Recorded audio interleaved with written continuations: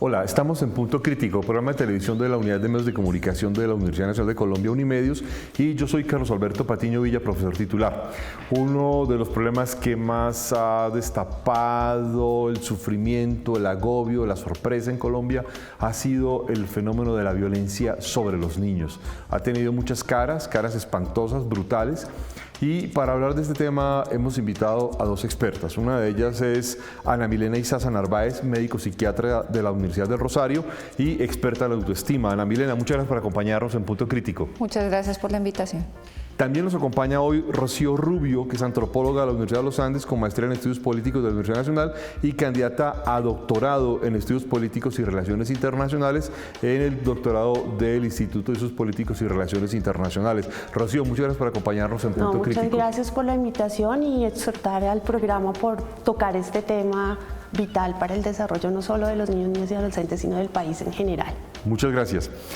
Quiero arrancar con una pregunta, y es que pues los que tenemos que ver con niños, vivir con niños, cuidar niños, estamos, no sé si sorprendidos, asustados, temerosos, pues porque en el país se ha venido destapando en la última década una cosa sorprendente de violencia con niños. Uno recuerda a personajes nefastos como Garavito y los más de 200 niños violados y asesinados, el secuestro y asesinato de Juliana Zamboni, que se volvió un ícono en el país, y todo lo que ha venido sucediendo allí. ¿Este es un fenómeno que acaba de aparecer o es un fenómeno que estaba allí, Rocío?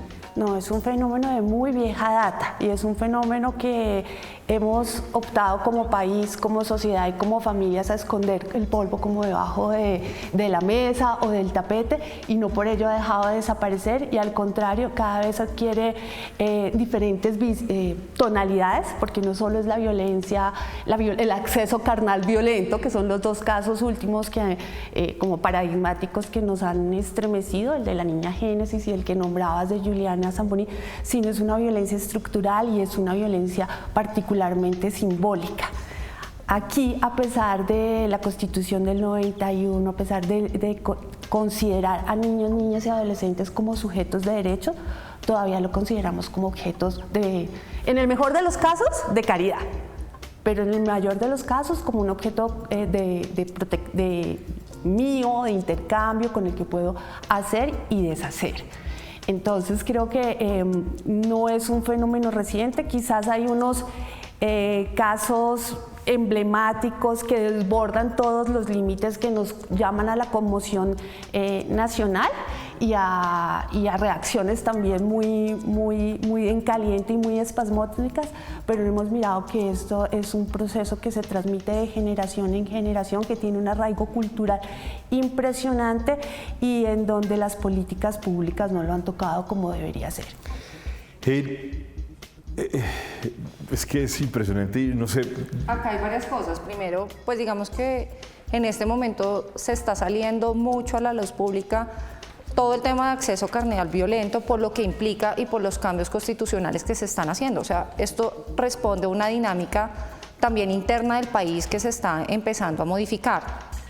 Lo que realmente está pasando es que estos personajes que cometen este tipo de situaciones, que son los que hacen, digamos que estas llamadas atrocidades, pues fueron personas que también fueron violentadas y violentadas de manera crónica, persistente y reiterativa, que es lo que en psiquiatría a veces llamamos desnos, que es el maltrato que se produce en la infancia, que realmente puede ser estructurado bajo digamos que esta connotación, o puede ser estructurado bajo unas connotaciones un poco más leves, y dentro de las connotaciones más leves pues tenemos que hablar de una violencia social que no es lejana a nuestra realidad del país y que por eso pues hay violencia por negligencia digamos que en comunidades donde socioeconómicamente hay muchos problemas económicos, ¿sí? Y no es directamente por una negligencia, también existe la violencia por negligencia que hay que tenerla en cuenta, que me produce modificaciones a largo plazo a nivel de las estructuras del cerebro, y también tenemos que tener en cuenta pues obviamente el maltrato físico, el maltrato psicológico y el maltrato sexual, que es lo que realmente pues en este momento tiene más fuerza, pero igual los otros dos tipos de maltrato generan los mismos cambios en la personalidad a futuro en estos niños que han sido maltratados. Entonces yo creo que esta es la respuesta de situaciones que ya veníamos de una Colombia que viene en guerra, de una Colombia que tiene un montón de problemas socioeconómicos y que ahorita pues estamos teniendo que afrontar esas dificultades y que probablemente a futuro tendremos que afrontar otras, pues con una Colombia un poco más abierta, con la resolución de conflictos y un montón de cosas que no sabemos qué vaya a producir en su momento dentro de la psicopatología, entre comillas, o pues digamos que este montón de situaciones de tanto renombre que se han visto. Ahorita que dices la Colombia post-conflictos, yo siempre cito al exsecretario de Naciones Unidas, Ban Ki-moon. A Ban Ki-moon una vez le preguntaron, dígame en la experiencia que usted tiene como secretario de Naciones Unidas y Naciones Unidas en tantas operaciones de paz en la ex Yugoslavia, en los países de África Central, en Centroamérica, ¿cuál es como una pieza de garantía para construir una paz estable, duradera y sostenible? Que es alguno de nuestros adjetivos del reciente acuerdo de paz. Y él decía, un tema clave que hemos mirado es la protección integral y la garantía de los derechos de niños, niñas y adolescentes. Hasta que esto no deje de ser un tema de las gestoras sociales, como llaman ahora las primeras damas de la nación, de la gobernación, de las municipalidades, y sea un asunto y no una cosa tampoco de niñólogos, que por lo general siempre somos mujeres, no hay muchos hombres dedicados al tema de infancia y adolescencia, hasta que no deje de ser un tema central en la agenda, es muy difícil construir unas condiciones de una paz estable y duradera. Y ha sido un tema que lo hemos dejado al lado. Y a mí me indigna incluso ver en propagandas institucionales cómo hablan de los menores. Y eso simbólicamente tiene un efecto impresionante porque es menos que qué. Y todavía dicen, voy a citar una propaganda que todavía la escucho en radio, el turismo sexual con menores está prohibido. Uno, en este país no hay menores. Hay niños, niñas y adolescentes cuyos derechos son prevalentes. Y dos, no hay turismo sexual. No es una actividad de turismo, sino es explotación sexual y económica. Y es una grave violación a los derechos de niñas y niños. Porque también, como bien lo dices, aunque la violencia que más escozor social genera es la violencia sexual, esta no es solo como contra las niñas, sino contra los niños. Y hay esos entrecruces entre violencias cotidianas y domésticas y violencia en el marco del conflicto armado que empiezan a mezclarse y hacen unas zonas grises muy difíciles de atender y necesarias de prevenir. Les quiero hacer una pregunta a las dos, porque es que ahora Ana Milena decía algo, tú, Rocío, planteabas otros aspectos, pero se suele pensar muchas veces que la violencia contra los niños solo son los sectores pobres.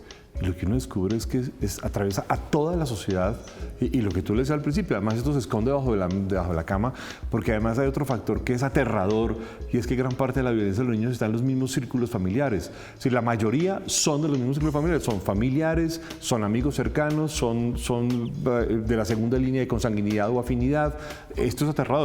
¿Esto está solo concentrado en los sectores o atraviesa toda la sociedad? No, pues realmente atraviesan toda la sociedad. Lo que pasa es que hay ciertos, digamos que tipos de violencia que más frecuentemente afectan a ciertas poblaciones. Entonces, por ejemplo, la de negligencia es, vamos a hablar coloquialmente, entonces en la negligencia es la señora que es muy buena cuidando a los niños del estrato 6, la social, es muy buena cuidando a los niños de estrato 6, pero por situaciones económicas tiene que trabajar de 6 de la mañana a 9 de la mañana. Entonces los niños a 9 de la noche, los niños que tiene en su casa pues son cuidados abandonados por un tercero, pero esto no es una violencia por negligencia, porque ella es una buena mamá, por eso logra cuidar muy bien a los niños de estrato 6.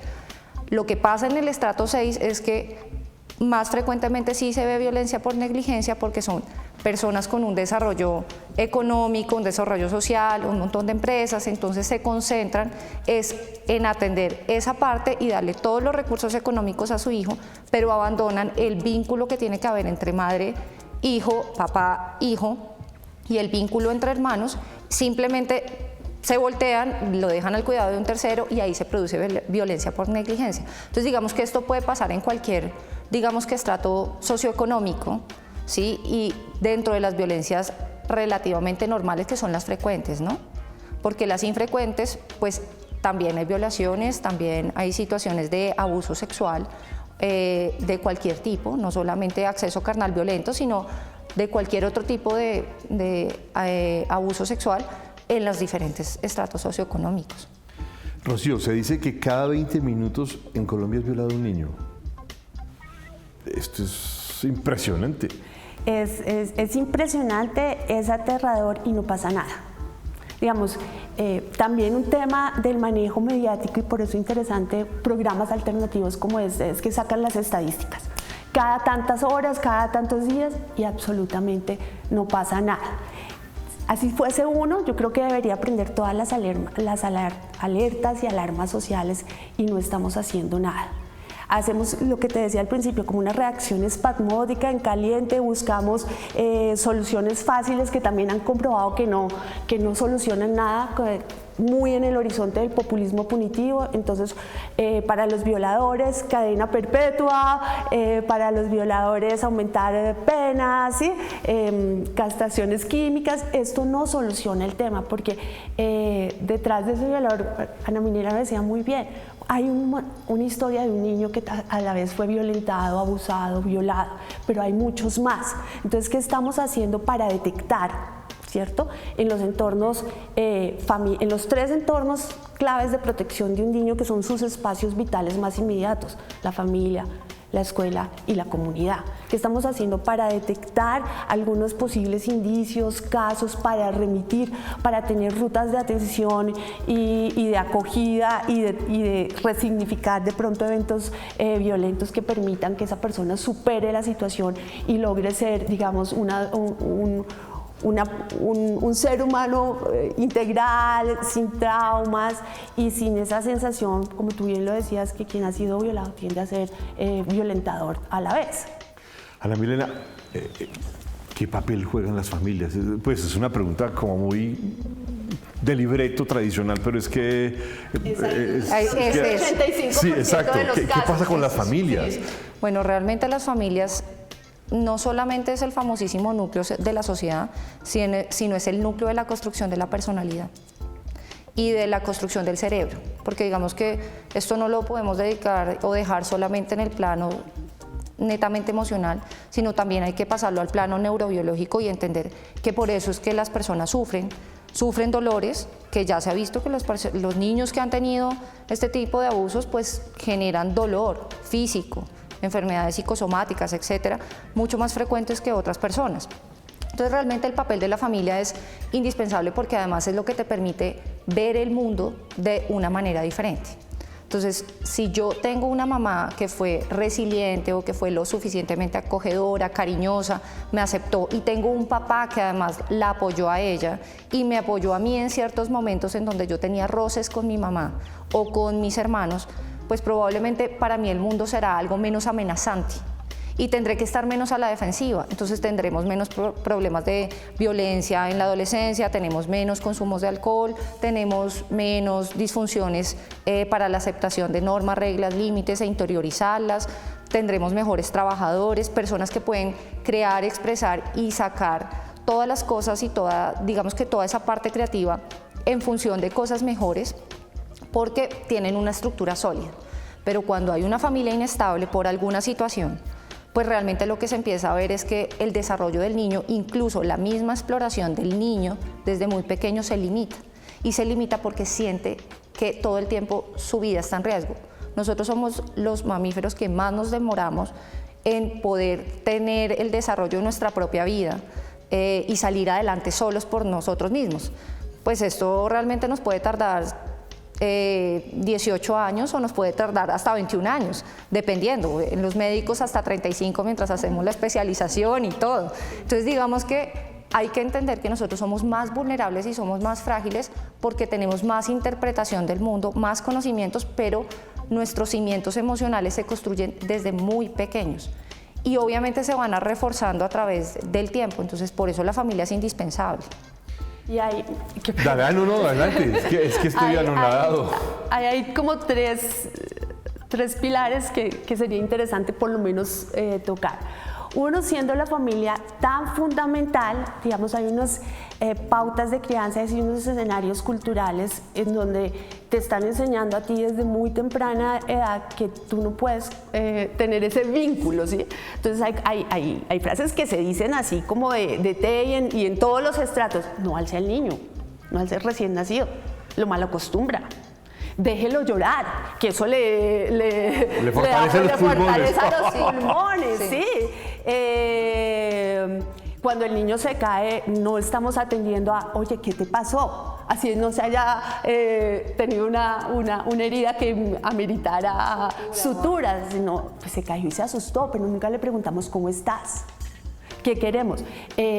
No lo tomamos en cuenta, no decimos, ¿quieres fruta o quieres verdura? Esto es lo que hay, punto, ¿cierto? Hay toda una serie de pautas de crianza que hemos transmitido de generación en generación que son desconocedoras de un individuo y yo siempre digo, y eso se transmite también en los escenarios de política pública, es que no solo la bienestarina es lo que alimenta.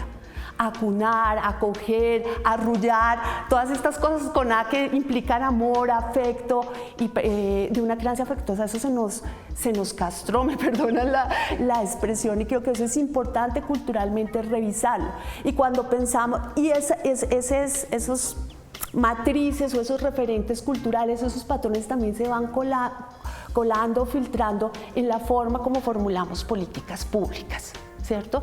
Entonces, si bien hay una apuesta, por ejemplo, de 0 a siempre, la apuesta busca ser más institucionalizada. Cuando siempre te ha dicho, entre menos institucionalice usted a un niño, una niña, un adolescente, mejor es el resultado que están dando, ¿sí? Entonces creo que en la familia, y cuando llegamos al escenario del debate de la familia como tal, entonces entramos en algo que tú decías, familia no solo es papá, mamá, yo ya soy más viejita que tú, como lo pintaba la casita opaca, ¿cierto? Tenemos que, y incluso la misma academia ha dejado de estudiar la familia. Desde el estudio clásico de doña Virginia Gutiérrez de Pinedes, que decía, la familia santanderiana es así, la familia paisa es así, dejamos de estudiar a las familias. Y no hemos visto cuáles han sido los impactos tanto del conflicto armado interno como de otras violencias en esa configuración de familias, ¿sí? Nosotros tenemos, por ejemplo, en el eje cafetero, familias con huérfanos de padres vivos, padres que se han ido, han migrado a trabajar al exterior, o en el Darién, en toda la zona del Pacífico, que van a minería y dejan sus padres con abuelos, o padres que los mató el conflicto armado y no existen y están al cuidado de las familias, y las mismas incluso políticas alrededor de víctimas, lo que por ejemplo en desplazamiento buscaban era ver al adulto y qué pasaba con los niños, cuál fue el impacto de los niños, cuáles han sido las afectaciones, cómo trabajamos aquí ahora para que nuestro futuro sea mucho mejor, no solo el de ellos sino el de todos como sociedad. Ana Milena, entonces estamos condenados a ver que aparezcan más Uribes Nogueras, más Garavitos y personas de ese estilo, porque en ese contexto estamos perdidos de cuáles son las familias que tenemos, no es claro las reglas del Estado ni la capacidad de castigo, y estamos siempre, digamos, atornillados con esta cosa como una especie de populismo punitivo. Pues digamos que no estamos condenados a esto. Probablemente esto lo podremos modificar y lo podremos cambiar cuando empezamos a involucrar otros actores diferentes, entre comillas, a la familia. Porque además, si uno se da cuenta, las primeras etapas escolares es una rematernización. O sea, la profesora o la Miss en los colegios de estrato 6, lo que buscan es rematernizar, ¿sí? Y generar una introyección de las propias normas, y a través que adquirimos conocimiento cultural vamos teniendo un bagaje más amplio independientemente de nuestra historia. Entonces podemos decir, miren, a mí me pasó esto, esto y esto y esto, pero no por esto voy a hacer lo mismo. Eso es lo que permite la educación. Entonces la educación en diferentes niveles permite hacer un análisis racional de la historia de vida que yo tuve y hacer una modificación de esa historia para poder en determinado momento tener un comportamiento diferente y crítico frente a lo que Pero no es eso muy voluntarioso, ¿no? No depende mucho de la voluntad, de la buena voluntad. ¿No necesitaríamos una acción más contundente del Estado y de las instituciones públicas? Pues digamos que lo que realmente se necesitaría es más educación. O sea, no es que sea la voluntad, porque es que a medida que tú conoces puedes hacer cambios, porque empiezas a sentir culpa. Entonces, si yo nunca he escuchado que está mal no sé, pegarle al hijo con la plancha caliente. Sí, porque pues me lo transmitió mi mamá, fue mi abuela y yo no tuve las palmadas pedagógicas. Entonces yo nunca tuve eso, exacto, yo nunca lo tuve, pero en algún momento me llamaron a una citación de padres de familia y me dijeron, mire, la forma de corregir a su hijo no es esta. Yo ahí siento culpa y probablemente pueda hacer un pare frente a esa situación. Por eso es importante que a medida que uno va conociendo culturalmente las cosas, pues va a tener una posibilidad un poquito diferente y permite generar cambios a largo plazo. Obviamente esto es a largo plazo, no es inmediato y no es que con una sola charla que te dieron vas a cambiar un comportamiento de muchos años. Yo creo que más que eventos y campañas es generar todo un proceso y construir una masa crítica a favor de los derechos de niños y niñas. Porque es que incluso nosotros, yo creo que Andrea es más joven, pero el profesor y yo fuimos criados cuando no éramos, o sea, nacimos antes de la Constitución de 1991. Y con ahí esfuerzo, nacimos con esfuerzo. Antes, y ahí no éramos ni siquiera considerados sujetos de derechos y crecimos como eso. Agradezca que, entonces hay un tema de autoestima y todo el psiquiatra en donde pues el derecho es un favor y no algo adquirido, y no algo que está conmigo por el solo hecho de ser y de nacer, ¿cierto? Entonces, y eso es todo un proceso y una masa crítica, y por eso, digamos, yo exalto este tipo de programas, porque es más fácil hablar de los 101 días del presidente, porque es más fácil hablar del escándalo de la corrupción, es más vendible. Pero en la medida en que existan medios de comunicación, en que exista una sociedad mucho más comprometida, y a mí no me gusta la palabra culpa, me gusta más responsabilidad, ¿cierto? Creo que es una cosa que los colombianos nunca lo asumimos, ¿no? El tema siempre es del otro, y cuando nosotros asumimos el tema de la responsabilidad, y que como bien y bellamente lo dice en el texto constitucional y en el Código de la Infancia y de la Adolescencia, somos corresponsables en la protección integral de los derechos de niños, niñas y adolescentes, la película es otra. Yo no le estoy haciendo un favor al niño, yo no estoy teniendo paciencia, ¿sí? Yo estoy ejerciendo un deber mío como ciudadano, que es la corresponsabilidad.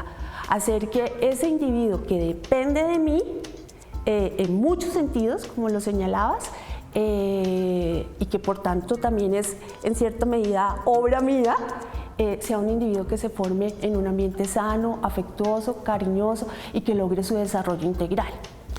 Nos quedan 2 minutos. Esto se nos ha ido volando de forma impresionante como el programa mismo. Pero, Ana Milena, listo, la educación. ¿Pero qué vamos a hacer? Día a día tenemos en las calles miles de niños yendo al colegio, yendo a hacer una cosa, yendo a hacer la otra, incluso trabajando. Hay que hacer algo. ¿Qué hacemos? Pues, como lo mencionabas tú, yo creo que esto es un tema de políticas públicas, pero no solamente de políticas institucionales, sino generar un cambio educativo para toda la cultura ciudadana y de país. Entonces, a medida que eso nosotros empecemos a ver como al niño como algo importante y como un objeto de derechos lleno de un montón de posibilidades a futuro, pues evidentemente ahí es cuando vamos a empezar a hacer un cambio, y nosotros no vamos a contratar más niños que pues en ciertas situaciones no se va a vulnerar más los derechos. Entonces, realmente esto tiene que ir desde este campo, desde una política, pero de un cambio a cómo nosotros le damos el valor al otro. Rocío, un minuto, y en un minuto para que nos digas qué hacemos con los congresistas, que son los que finalmente formulan las leyes que se pueden aplicar. ¿Qué hacemos con los ciudadanos primero? Porque somos los ciudadanos los que elegimos a los congresistas. Y mira, yo trato de tener un voto a conciencia y un voto programático y ver quiénes son. Si tú miras en el Congreso, mi representante de la Cámara no se volvió a lanzar, que era quienes hacían debates por la infancia y la adolescencia, ¿no? Entonces hay que entrar a estos congresistas y decirle, esto no es solo un asunto de política de ICBF como un fortín burocrático y con un fortín que también puede ser susceptible de captar recursos, sino hay que enseñarles, y ahí vuelve la educación, 3 cosas fundamentales. Uno, es un imperativo ético, político y normativo, o sea, lo dice nuestra Constitución. y yo quisiera ver litigios estratégicos de los abogados de universidades públicas también y privadas apuntándole a dónde está la prevalencia de los derechos de los niños, porque es que la Constitución nos está diciendo, ante cualquier decisión jurídica, política y administrativa, primero son los niños y las niñas, y eso no está pasando. Dos, decirles, si no estamos tan comprometidos con este mandato ético normativo, como dirían los economistas, todos somos actores racionales egoístas. Entonces, ¿usted está pensando en su futuro? Pues usted necesita niños y adolescentes que a futuro sean unos adultos responsables, ciudadanos activos y que aporten para sus pensiones. Porque yo estoy aportando para las pensiones de mi abuelito, ¿quién va a aportar para las mías? O sea, si no es por un tema ético y político, que por lo menos sea por un tema racional. El bono poblacional no lo podemos seguir echando a la caneca de la basura. Bueno, hemos llegado al final de Punto Crítico. Yo he llegado con el aliento entrecortado. Ana Milena, muchas gracias por habernos acompañado en Punto Crítico. Muy amable. Mucho gusto. Muchas gracias, Rocío, por haber estado con nosotros en Punto Crítico. Muchas gracias, nos faltó tela por cortar, pero creo que es un buen abrebocas para tomar conciencia. Los esperamos en una próxima emisión de Punto Crítico. Muchas gracias, muy amables.